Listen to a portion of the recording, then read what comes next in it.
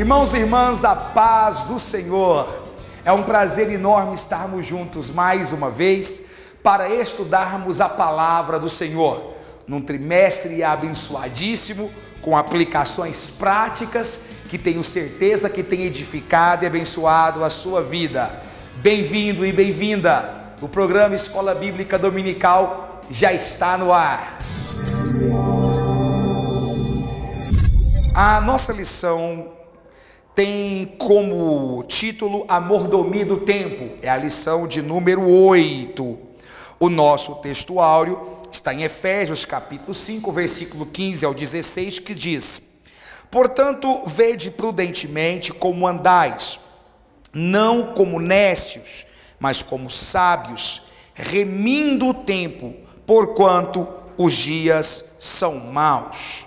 Nossa verdade prática diz: não se pode recuperar o tempo perdido. Por isso, é indispensável aproveitar diligentemente o tempo que Deus nos concede. A nossa lição em classe é o texto clássico de Eclesiastes, talvez o texto mais citado quando o assunto é tempo.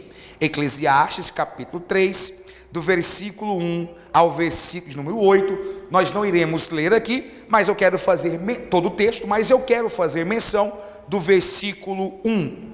Tudo tem o seu tempo determinado, e há tempo para todo o propósito debaixo do céu.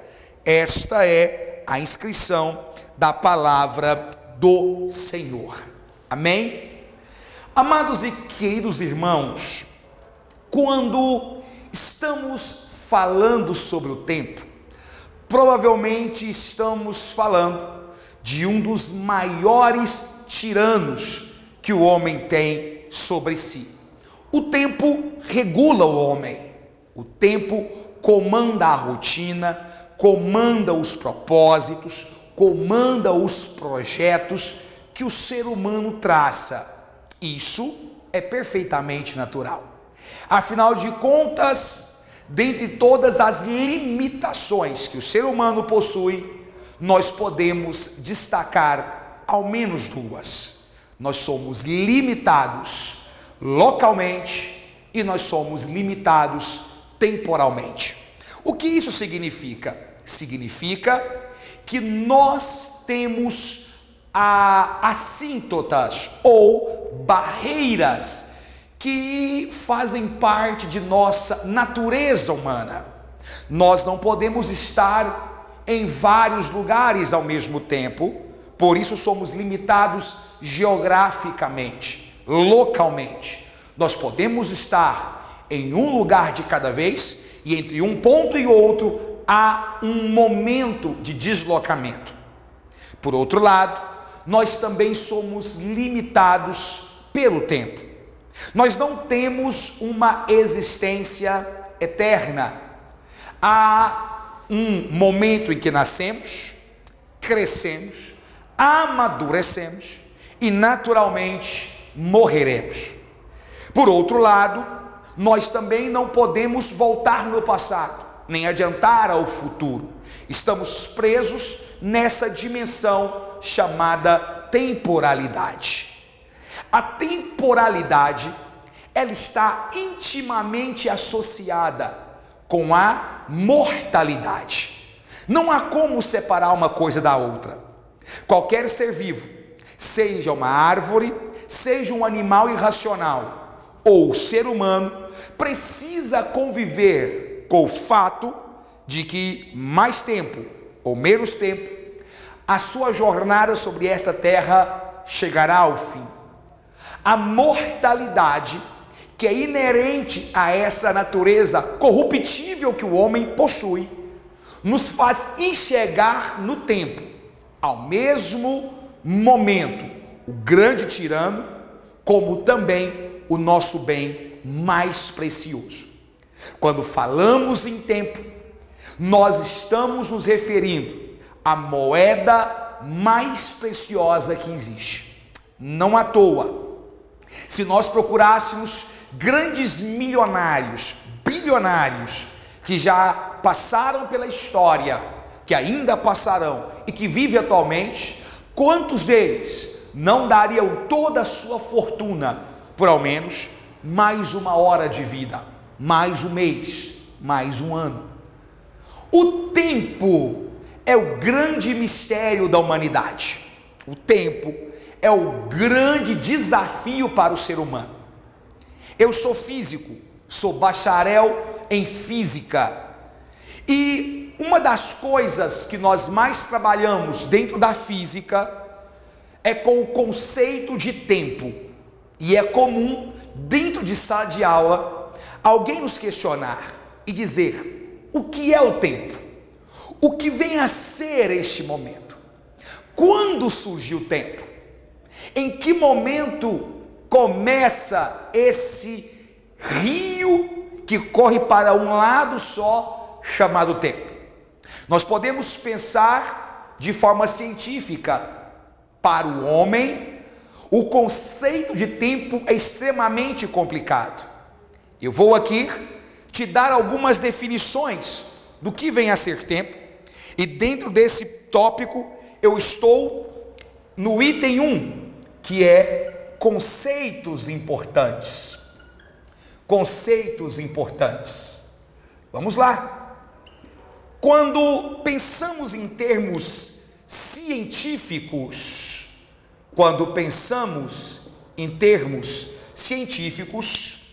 nós dizemos que tempo nada mais é que o aumento da entropia. Aumento da entropia. Bom, eu entendo que muitos irmãos estão se perguntando, mas o que é entropia? O que significa esta palavra? Eu vou te explicar numa linguagem mais leiga. A bem na verdade, o conceito que eu coloquei aqui também é um conceito muito simples. É um conceito simples em termos científicos. A entropia é um conceito físico que diz que no universo tudo caminha de modelos organizados para processos cada vez mais desorganizados. Nós dizemos dentro da física que o universo, desde que ele foi criado, ele caminha para o caos. E portanto, você tem que, à medida desse aumento de caos, ou seja, da entropia, que é o processo de organização para desorganização, é o tempo. Quando nós queremos brincar que estamos envelhecendo, em linguagem física nós dizemos: estou com a minha entropia aumentando. A entropia é a lei que diz que se um ovo se quebra, ele não pode se reemendar. Você vai ver um ovo se quebrar, mas você nunca vai ver um ovo quebrado espontaneamente voltar atrás. A entropia é o processo que diz que se eu pego um papel e queimo este papel vira cinza. Eu consigo enxergar o papel se tornando cinza, mas eu nunca vou ver a cinza se tornando espontaneamente um papel.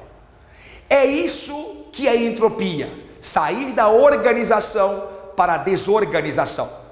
E como isso só aumenta no universo, nós dizemos que quanto mais o tempo passa, mais a entropia aumenta. Agora, este é um conceito rigoroso e que não tem muito significado para nós. E biblicamente?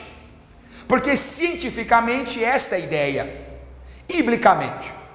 Antes de nós entendermos biblicamente, é bom separar que a ideia que eu coloquei aqui para os irmãos é uma ideia muito simples, deixo bem claro isso. Biblicamente, nós temos um desafio, porque há aqui duas ideias antagonistas. A ciência diz que o tempo se origina, começa em um momento singular chamado Big Bang, a grande explosão. Para a ciência cética, não faz sentido dizer tempo antes deste momento.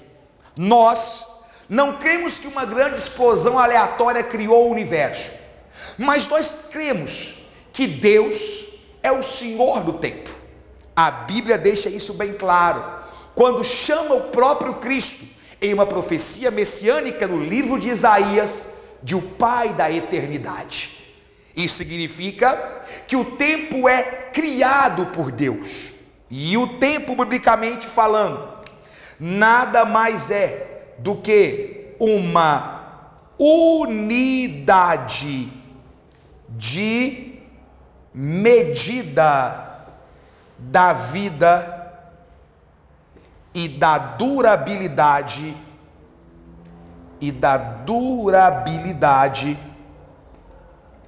do que é criado, do que é criado.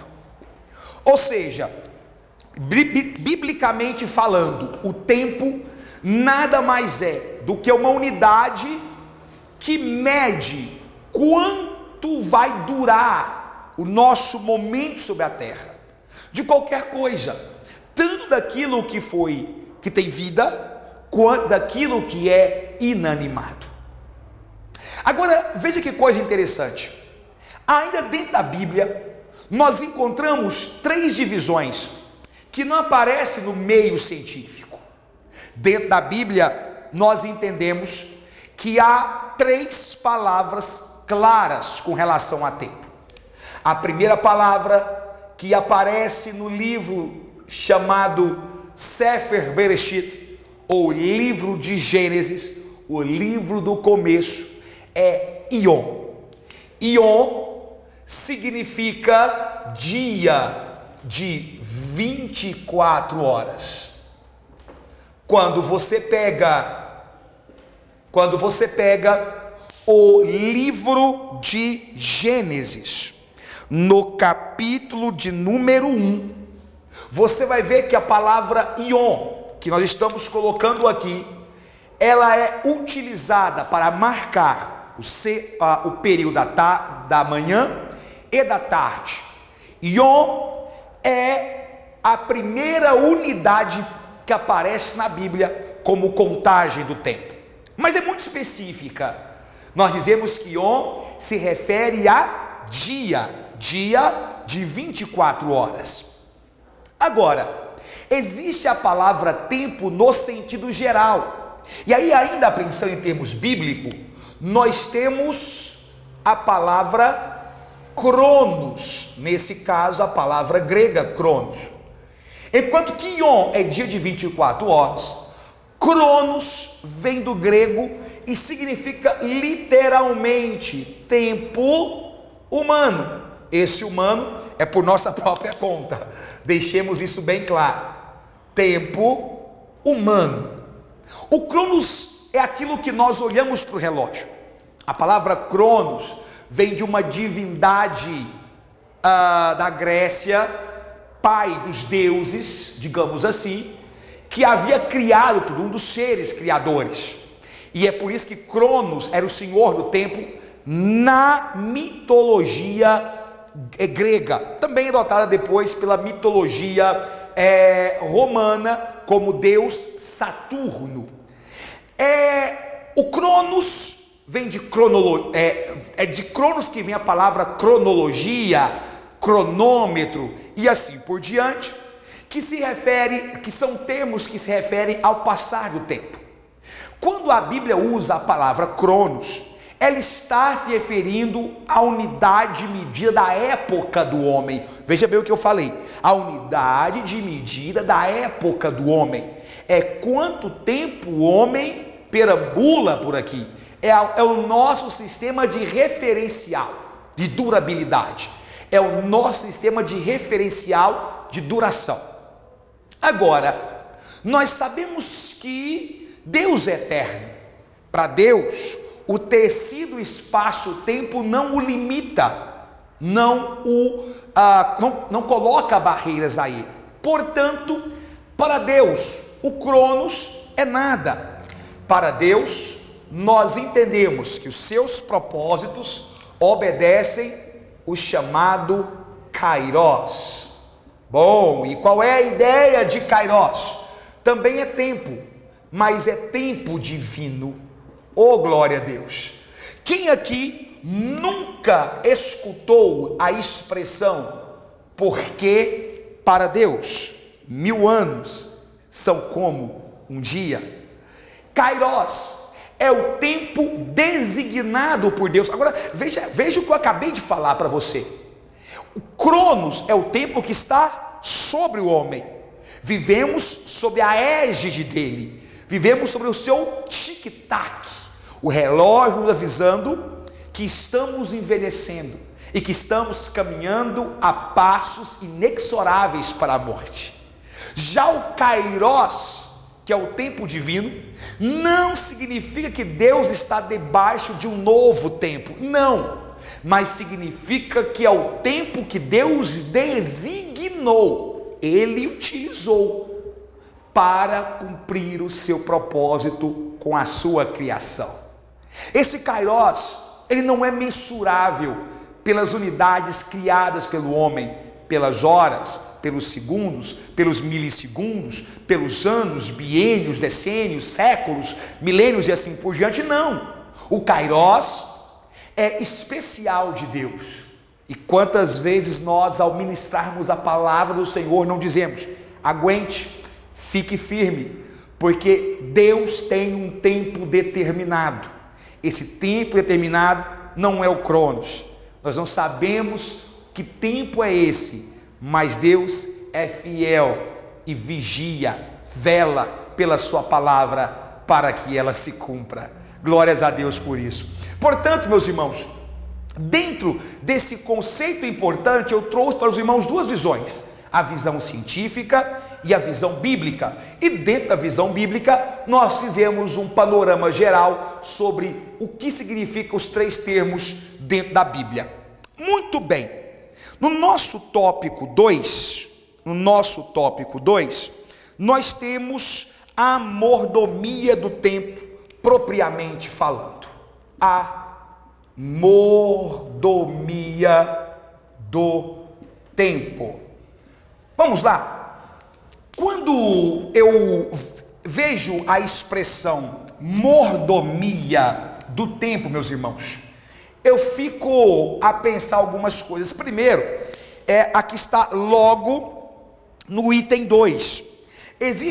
Eu vou até mudar um pouco, vou inverter a ordem um pouco da revista, porque eu vou começar falando sobre contar o tempo. Contar o tempo.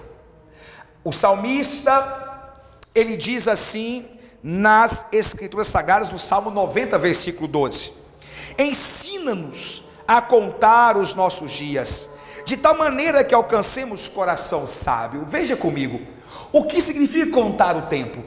O que é o tempo? O que é a contagem?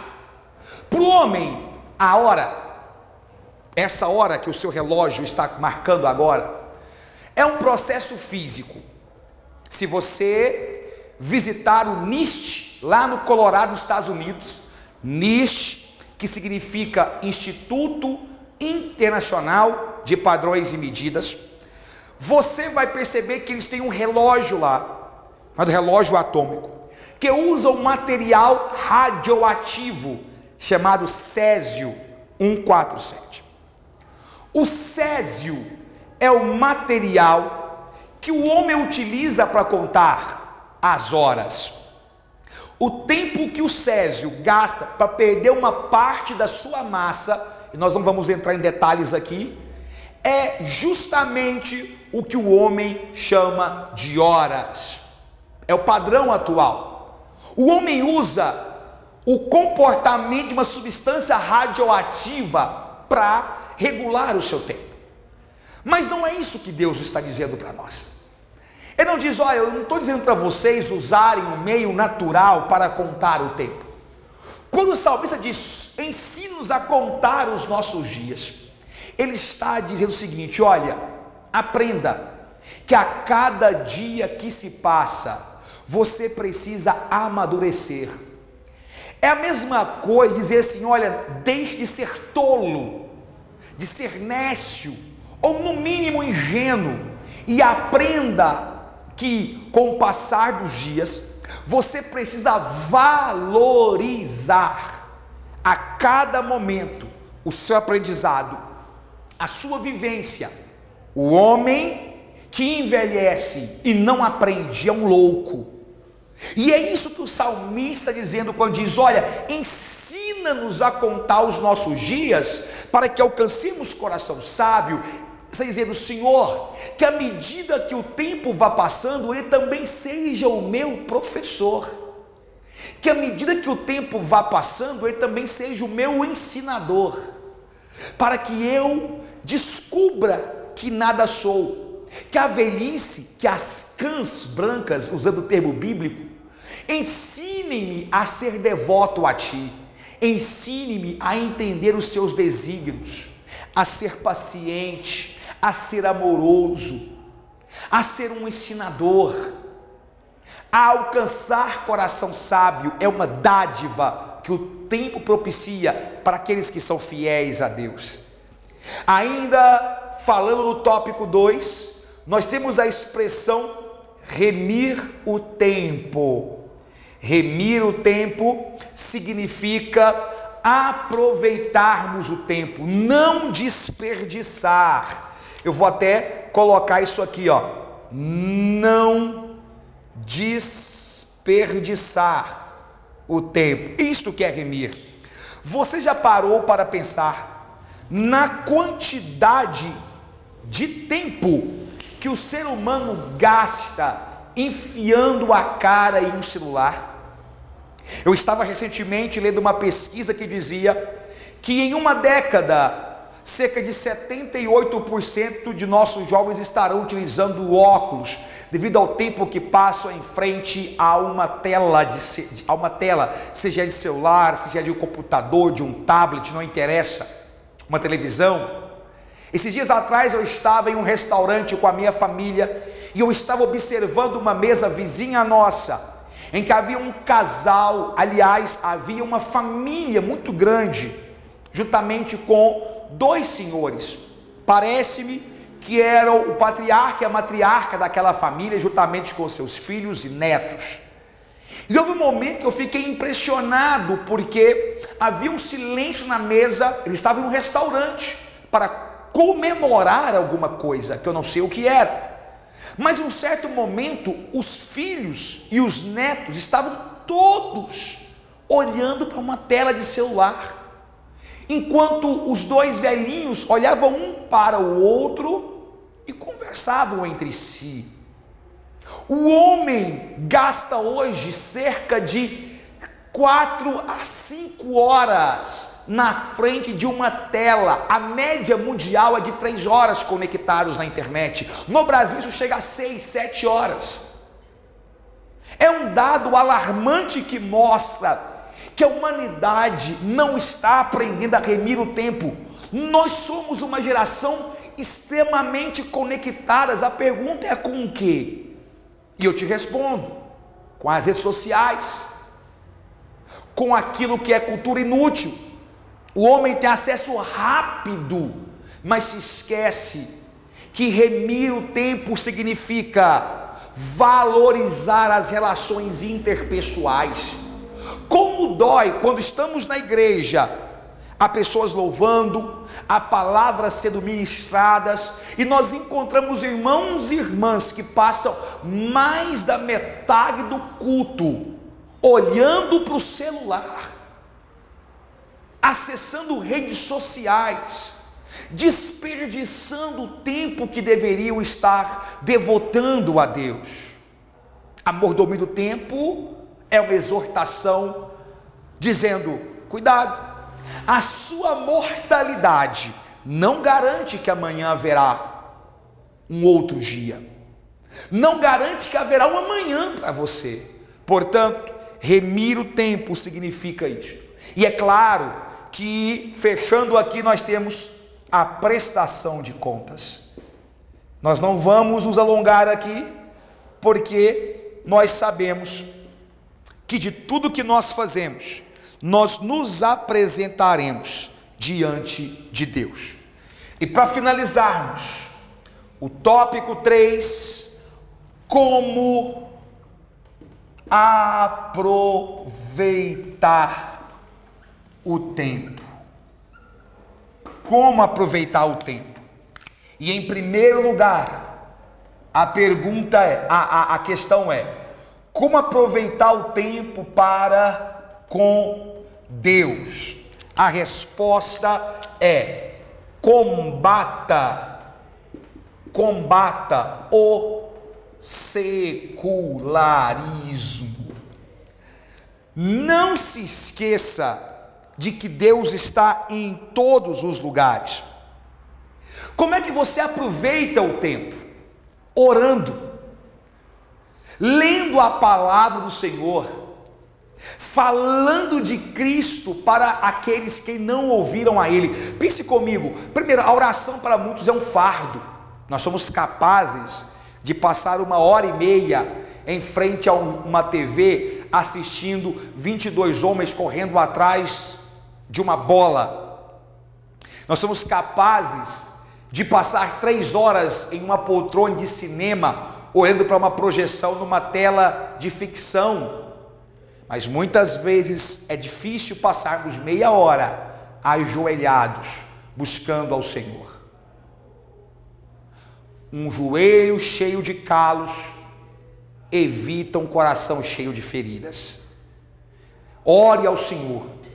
A palavra também significa leitura da Bíblia. Por quê? Porque nós estamos vendo uma época que as pessoas querem remir o tempo de ler a Bíblia através de mensagens de caixinhas de promessa, coisas como essa. Não se engane, a palavra do Senhor é a profecia viva falando ao nosso coração. Portanto, quer passar um tempo com Deus, quer aproveitar o tempo com Deus, faça oração. Vamos colocar aqui: oração, leitura. Eu acho que tudo isso aqui pode ser resumido na palavra consagração. Consagração. Buscar ao Senhor. Como é que eu faço para aproveitar o tempo? Além de falar de aproveitar o tempo para com Deus, aproveitar o tempo com a família. Eu já falei isso aqui um pouco agora. Eu citei isso aqui já um pouco. Eu vou reafirmar para vocês. Família é um presente de Deus. Pai, mãe, não troque o seu filho por um celular. Recentemente eu li uma notícia que me deixou extremamente triste, de uma mãe que não viu o seu pequeno se afogar em uma piscina porque estava vidrada em um celular. Não faça isso. Nada pode ocupar o tempo para os seus filhos. Tem pais que não percebem o crescimento dos filhos, não percebem que as crianças cresceram, não os acompanham, e depois tem problemas para serem resolvidos. Portanto, meus amados irmãos e irmãs, não permita que quem cria a sua família seja uma babá eletrônica. Não permita que a figura paterna e materna seja substituída por uma cuidadora, por um aio, por uma babá. Não interessa a sua condição social. Não permita que a creche ocupe o papel de pai e mãe. Aproveite o tempo com seu filho, com a sua filha, com o seu esposo, com a sua esposa. Quantas famílias não estão dilaceradas, fragmentadas, porque o esposo está deixado de lado pela esposa, a esposa abandonada pelo esposo. Aproveite o tempo, almoce conversando um com o outro, desligue a TV, desligue o celular. No horário da refeição, compartilhe um com os outros a experiência do dia a dia. Chegou em casa, não vá direto para o Netflix, para o computador, não. Sente, converse, aproveite o tempo com sua família, o bem mais importante. E finalmente, aprenda que a mordomia significa um tempo para você mesmo. E nós finalizamos aqui. Meus irmãos, se vocês se lembram que algumas lições atrás nós falamos sobre a mordomia do corpo, e nós vimos que muitas pessoas não cuidam do seu próprio corpo. O corpo é o templo do Espírito Santo.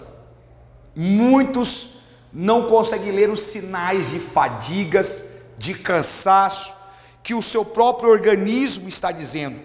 Não cuidam de si mesmo.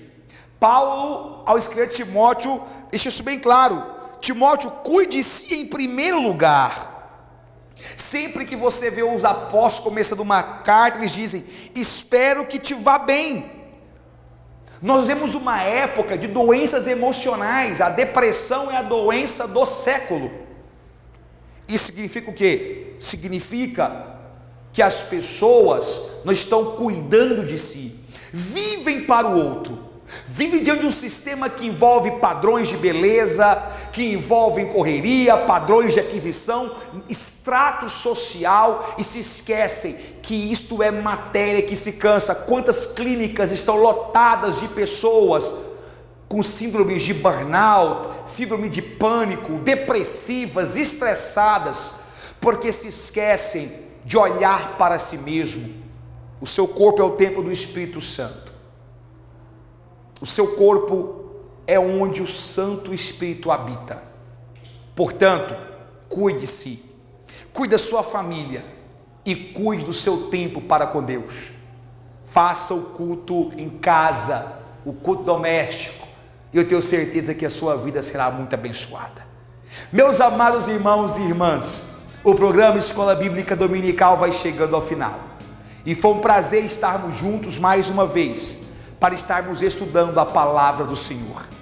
Que Deus em Cristo Jesus te abençoe. Se te edificou, se você gostou, não se esqueça de compartilhar, deixa aquele like aí, aquele joinha. Fazendo isso você ajuda na divulgação do vídeo. Faça os seus comentários aqui embaixo. Se você não é um inscrito no canal ADMP TV, faça isso já, se inscreva. E se você já é um inscrito, verifique se o sininho de notificação está ativado, porque fazendo isso, você não perde nenhuma novidade aqui do canal ADMP TV, um canal de bênção para você. Que o Senhor Jesus te prospere sempre mais. Amém.